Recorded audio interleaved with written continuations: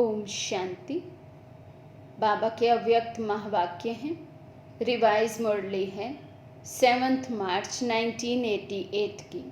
मुरली का सार है भाग्यवान बच्चों के श्रेष्ठ भाग्य की लिस्ट।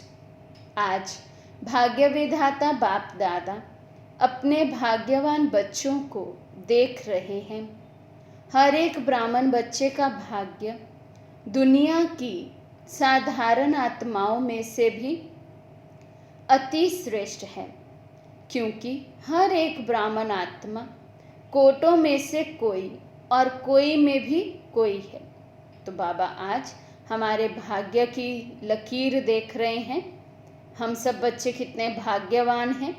तो बाबा कहते दुनिया की जो साधारण आत्माएं हैं उनसे हम सब का भाग्य अति श्रेष्ठ है।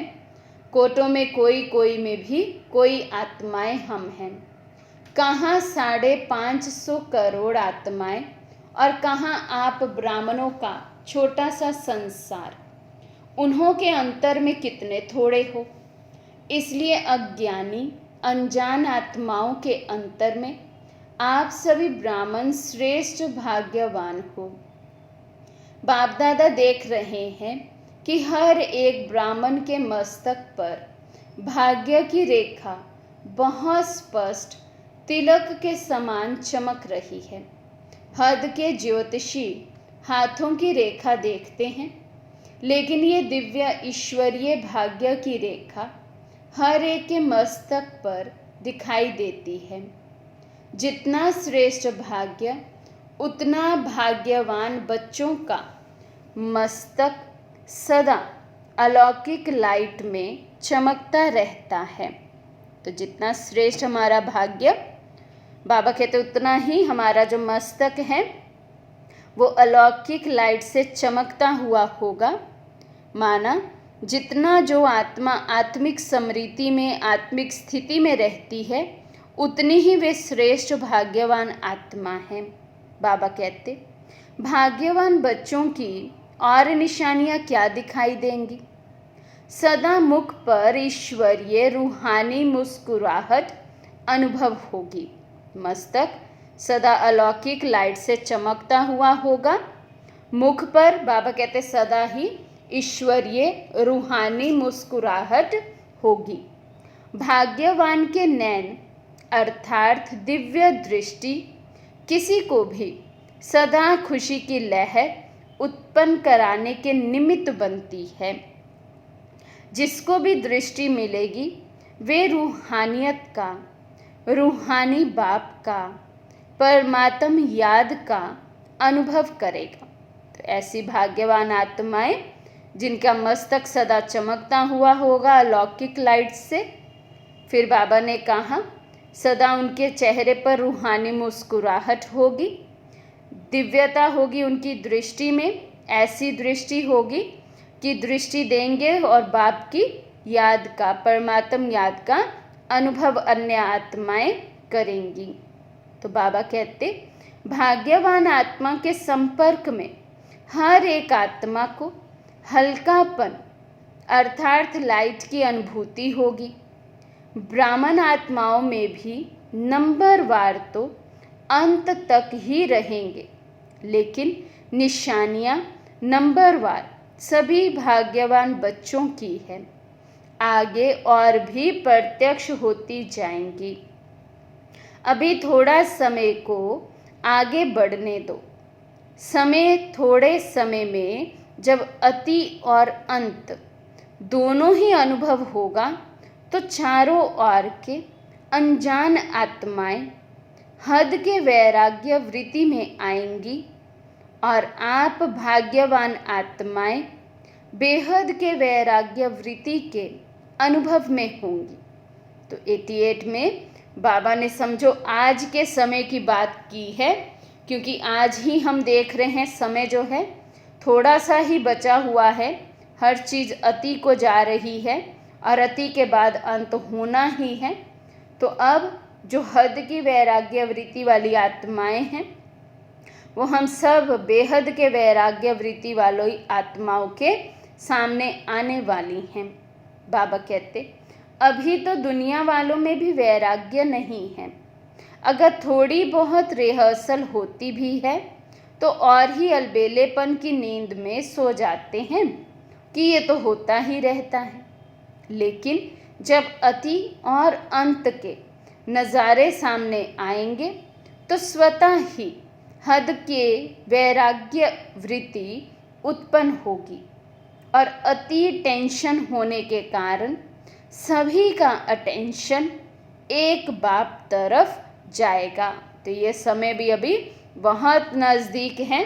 बाबा कहते सभी आत्माओं में हद का वैराग्य आ जाएगा। सभी आत्माएं अंत के नज़ारे जब अपने सामने अनुभव करेंगे तो बाबा कहते सबका अटेंशन एक बाप की तरफ जाएगा। उस समय सर्व आत्माओं की दिल से आवाज़ निकलेगी कि सबका रचयिता सभी का बाप एक है और बुद्धि अनेक तरफ से निकाल एक तरफ स्वतः ही जाएगी।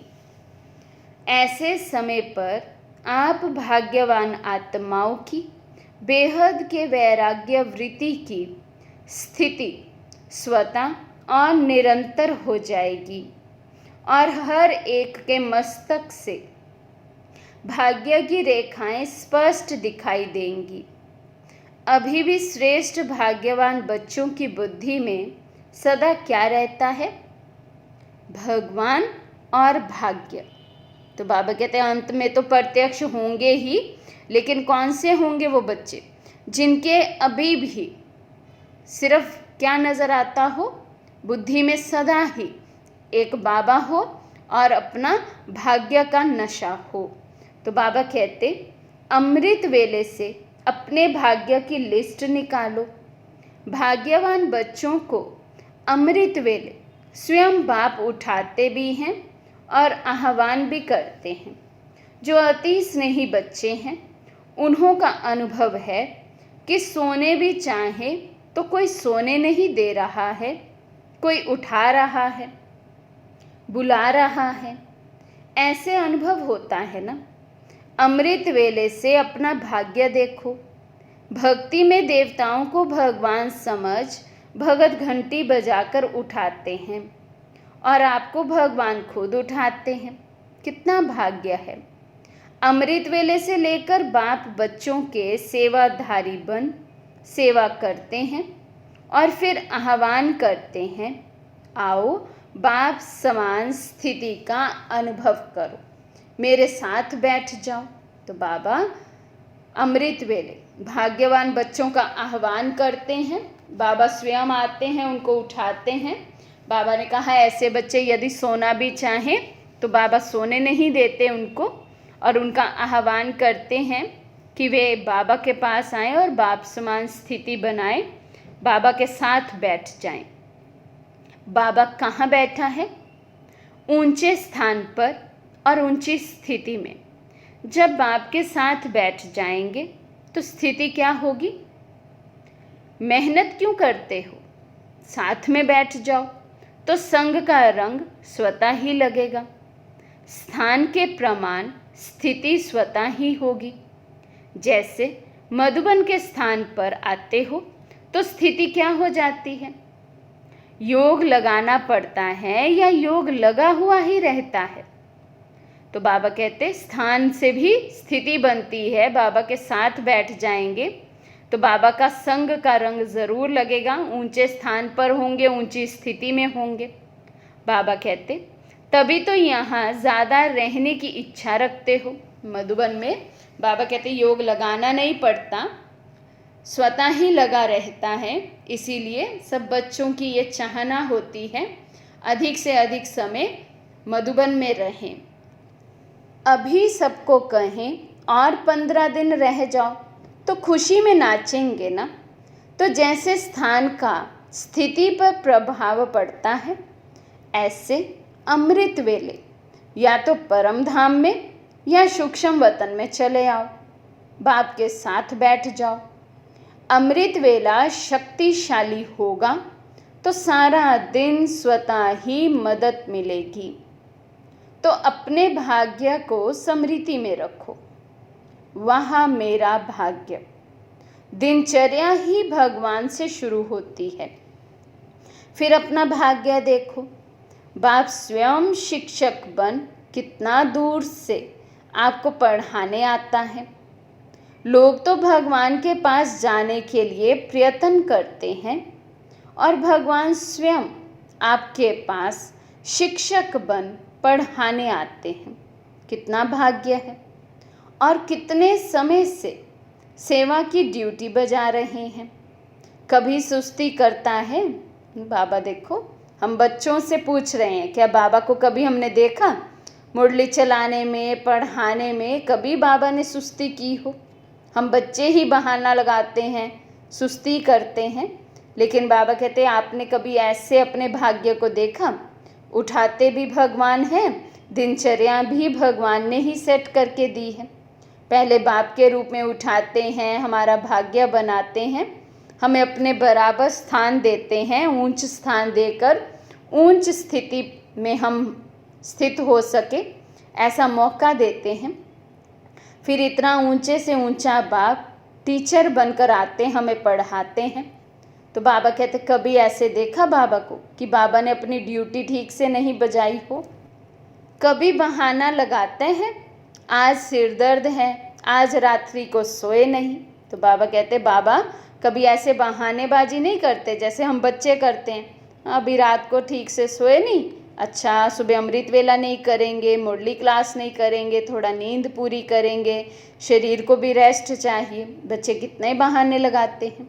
बाबा ने कहा, कभी बाबा का पाठ देखा ऐसा? तो जैसे बाप अथक सेवाधारी बन सेवा करते हैं, तो बाप समान बच्चे भी अथक सेवाधारी। अपनी दिनचर्या देखो, कितना बड़ा भाग्य है।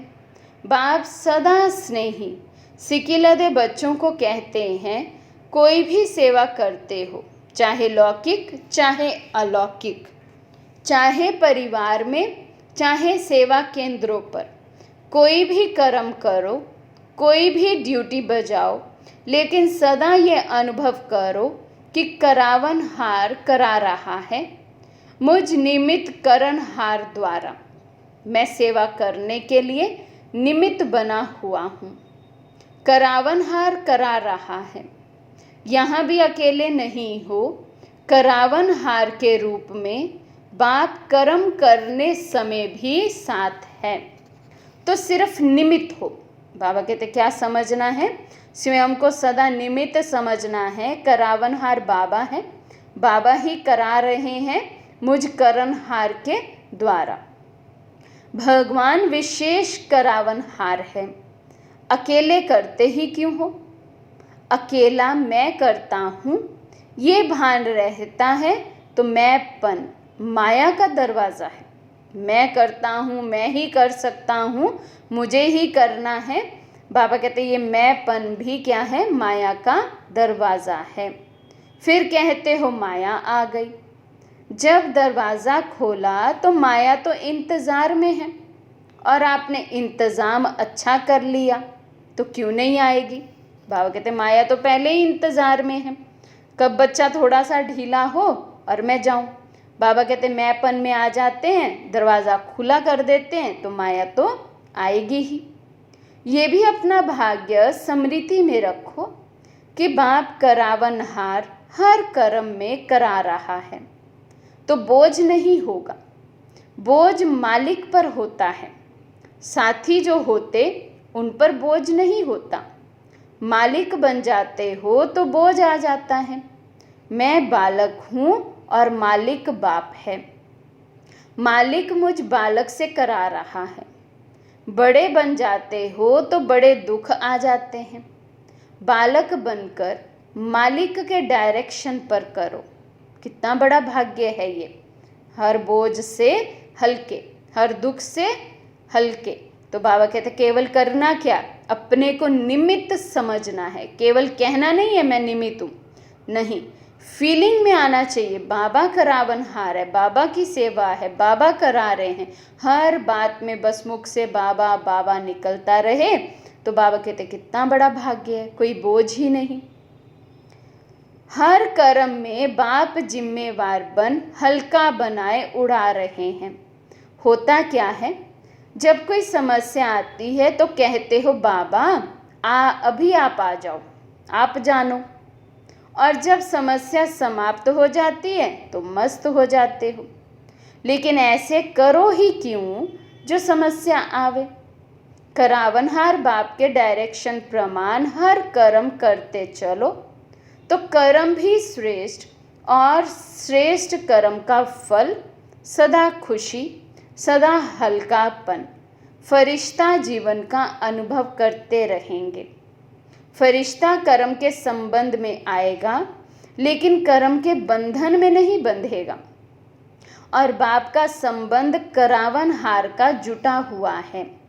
इसलिए निमित्त भाव में कभी मैंपन का अभिमान नहीं आता है। सदा निर्माण बन निर्माण का कार्य करेंगे तो कितना भाग्य है आपका। और फिर ब्रह्मा भोजन खिलाता कौन है? नाम ही है ब्रह्मा भोजन, ब्रह्म भोजन नहीं, ब्रह्मा भोजन।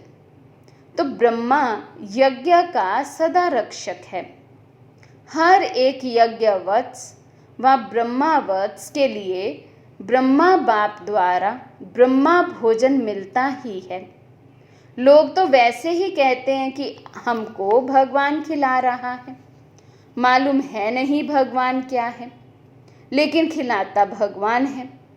लेकिन ब्राह्मण बच्चों को तो बाप ही खिलाता है। बाबा कहते भल दुनिया में भी कहने वाले तो कह देते हैं कि भगवान ही खिलाता है, लेकिन बाबा कहते जब वो भगवान को ही नहीं जानते तो क्या भगवान उनको खिलाता होगा। लेकिन यहाँ हम बच्चे प्रैक्टिकल में बाबा के बनते हैं, भगवान को जानते हैं, पहचानते हैं, तो बाबा कहते तुम्हारी पालना तो मैं ही करता हूँ। चाहे लौकिक कमाई भी करके पैसे जमा करते, उसी से भोजन मंगाते भी हो, लेकिन पहले अपनी कमाई भी बाप की भंडारी में डालते हो ना। तो बाबा कहते जो अपना हर मास भंडारी में कुछ ना कुछ अपनी कमाई का हिस्सा डालते हैं तो उनका भोजन भी जैसे ब्रह्मा भोजन हो जाता है। भल कोई अपने घर में बनाकर खा रही हो, लेकिन यदि कमाई भंडारी में डाली है, सेंटर में डाले, चाहे हम मधुबन जाकर डालें, कैसे भी डालें, तो भंडारी में बाबा के भंडारी में डाली है तो बाबा कहते वो भोजन भी फिर जैसे ब्रह्मा भोजन हुआ। बाप की भंडारी भोलानाथ का भंडारा बन जाता है। कभी भी इस विधि को भूलना नहीं, नहीं तो सोचेंगे हम खुद कमाते खुद खाते हैं। वैसे तो ट्रस्टी हो, ट्रस्टी का कुछ नहीं होता, हम अपनी कमाई से खाते हैं, ये संकल्प भी नहीं उठ सकता। कितना ट्रस्टीपन है। बाबा कहते जो सच्चे सच्चे ट्रस्टी हैं उनको ये भी संकल्प नहीं आएगा कि हम अपनी कमाई का खाते हैं। जब ट्रस्टी हैं तो सब बाप के हवाले कर दिया, तेरा हो गया, मेरा नहीं। ट्रस्टी अर्थार्थ तेरा और गृहस्थी अर्थार्थ मेरा। बाबा पूछते आप कौन हो? गृहस्थी तो नहीं हो ना, भगवान खिला रहा है, ब्रह्मा भोजन मिल रहा है। ब्राह्मण आत्माओं को ये नशा स्वतः ही रहता है, और बाप की गारंटी है 21 जन्म ब्राह्मण आत्मा कभी भूखी नहीं रह सकती। बड़े प्यार से दाल रोटी सब्जी खिलाएंगे, ये जन्म भी दाल रोटी प्यार की खाएंगे, मेहनत की नहीं। इसलिए सदा ये स्मृति रखो कि अमृत वेले से लेकर क्या क्या भाग्य प्राप्त है। सारी दिनचर्या सोचो। आज बाबा हमें हमारे भाग्य का नशा चढ़ा रहे हैं। बाबा कहते पूरी दिनचर्या अपनी चेक करो, यदि वो ईश्वरीय नियम प्रमाण हैं, बाबा की श्रीमत प्रमाण हैं, तो पूरे दिनचर्या में हमारा पदम गुना भाग्य रोज जमा होता है। सुलाते भी बाप हैं लोरी दे करके। बाप की गोदी में सो जाओ तो थकावट, बीमारी सब भूल जाएगी और आप आराम करेंगे। सिर्फ आह्वान करो राम, तो आराम आ जाएगा। कैसे आह्वान करना है आराम। तो बाबा कहते हैं आराम आ जाएगा। अकेले सोते हो तो और संकल्प चलते हैं। बाप के साथ याद की गोदी में सो जाओ। मीठे बच्चे प्यारे बच्चे की लोरी सुनते सुनते सो जाओ। देखो कितना अलौकिक अनुभव होता है। तो अमृत वेले से लेकर रात तक सब भगवान करा रहा है। चलाने वाला चला रहा है, कराने वाला करा रहा है।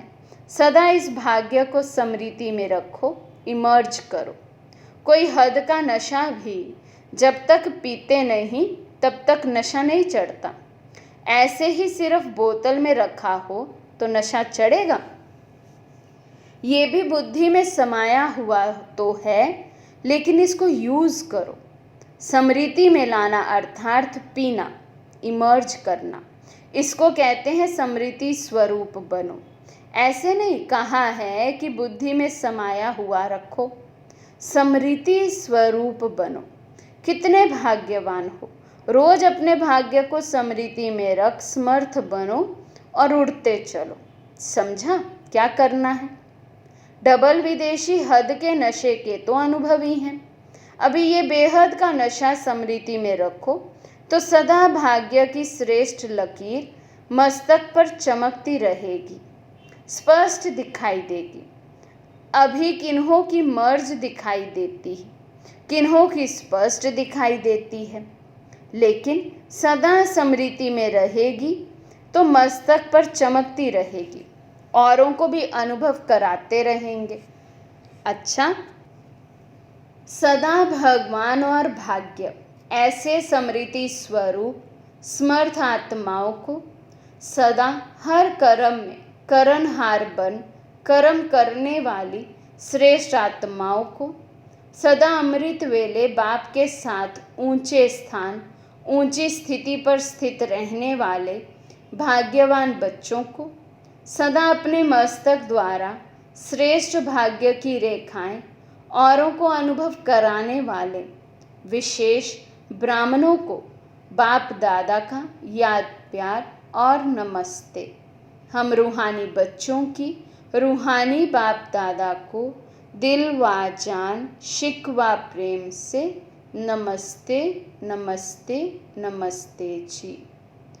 विदाई के समय दादी जानकी जी बम्बई तथा कुरुक्षेत्र सेवा पर जाने की छुट्टी ले रही हैं। महारथियों के पाँव में सेवा का चक्र तो है ही। जहाँ जाते हैं वहाँ सेवा के बिना तो कुछ होता नहीं। चाहे किस कारण से भी जाएं, लेकिन सेवा समाई हुई है। हर कदम में सेवा के सिवाय कुछ है ही नहीं। अगर चलते भी हैं तो चलते हुए भी सेवा है। अगर खाना भी खाते हैं, किसी को बुला के खिला देते हैं, स्नेह से स्वीकार करते हैं, तो ये भी सेवा हो गई। उठते बैठते चलते सेवा ही सेवा है। ऐसे सेवाधारी हो। सेवा का चांस मिलना भी भाग्य की निशानी है। बड़े चक्रवर्ती बनना है तो सेवा का चक्र भी बड़ा है।